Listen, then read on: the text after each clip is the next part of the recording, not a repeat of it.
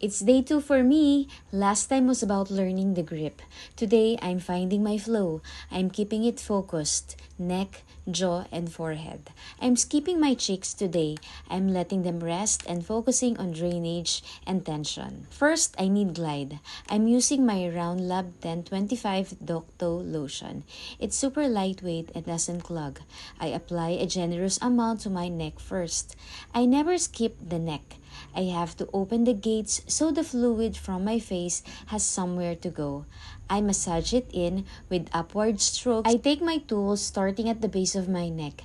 I use light to medium pressure and sweep upward toward my jaw. It feels like a release, not a rub.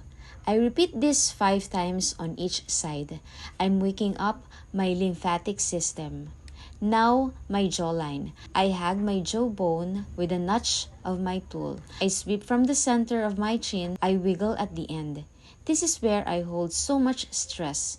I can feel that tension melting away. I'm avoiding my cheeks entirely today. I'm just staying on that bone line.